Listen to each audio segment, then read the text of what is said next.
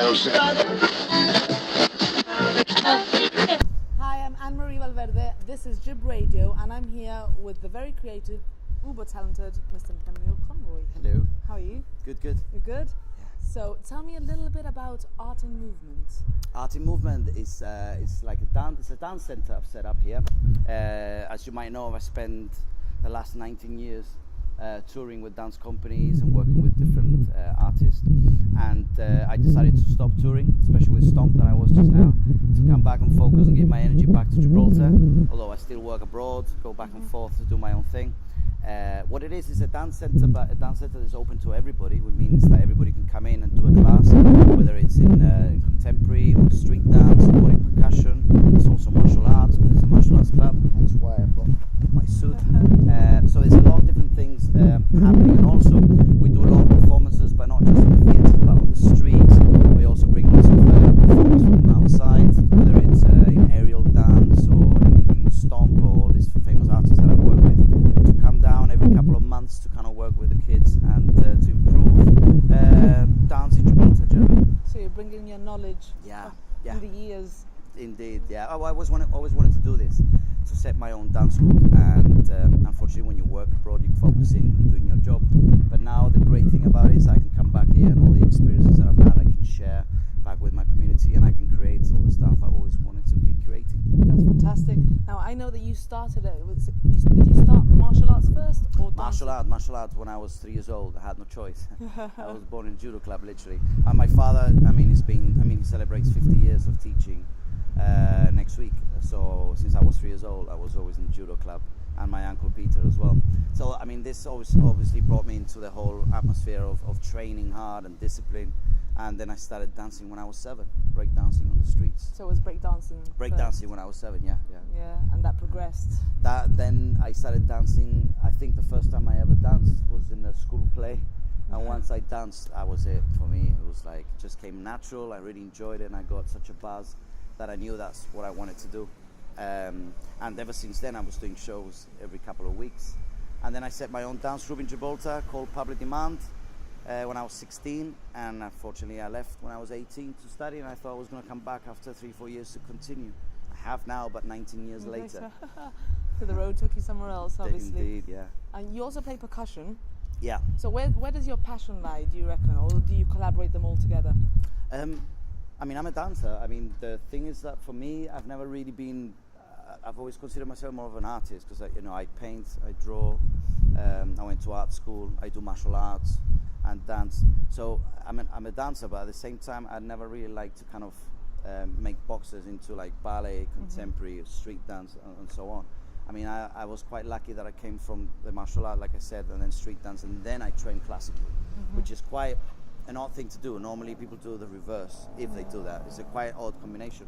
But having said that, it's a great combination, because it gives you a complete discipline, not only in the technique of contemporary, but also the tricks of breakdance and all that. So it's a great combination.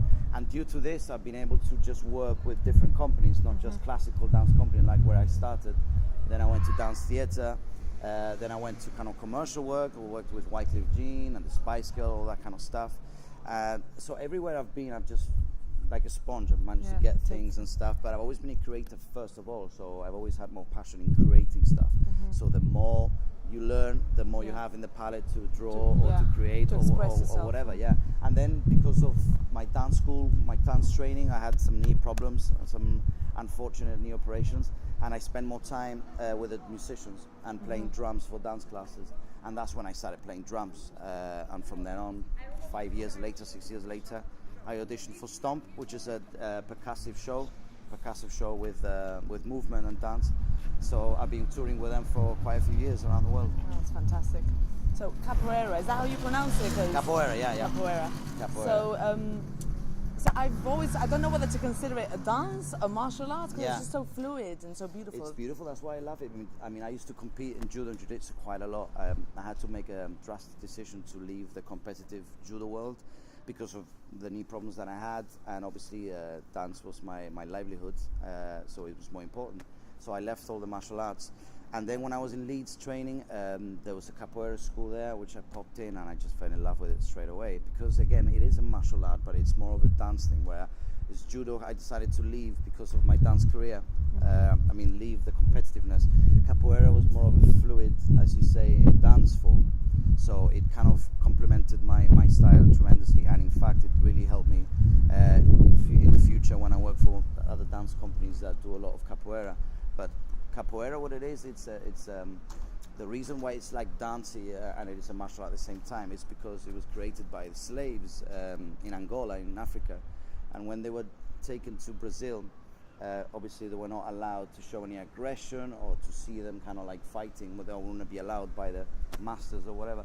So what they did is that they brought all the musical elements of the African tribes, the musical and the dancing elements, and they, in a way, they hid the fact that they were actually learning how to fight by bringing all this dance element and stuff. So you look at capoeira, it can be very effective and powerful as a self-defense, but I enjoy more the ritual, the dance, and that's why it's got that dance element. It was just kind of like a camouflage of what eventually happened, which was eventually they kind of overthrew all the masters, and there was a big revolution in Brazil, and that was brought through capoeira. That was kind of like very much the street thing to do, you know. Was that the time of the colonies, obviously? Yeah. I was talking about the 16th century.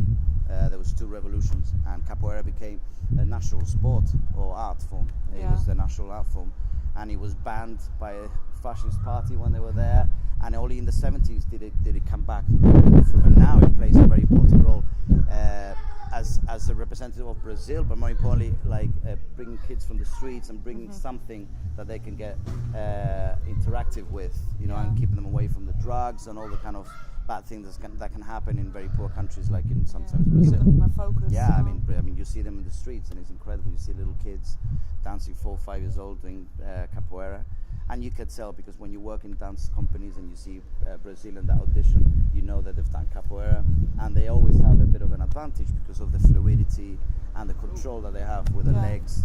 That's what you do in capoeira.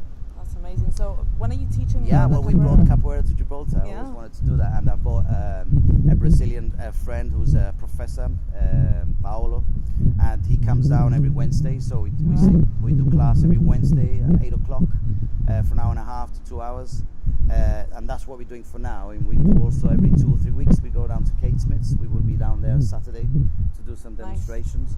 And as we get along, we'll start splitting into 2 days a week and so on and so on. But again, I'm introducing lots of different things to Gibraltar, like aerial dance is coming soon as well, and capoeira, old school breakdance, I want to bring it back.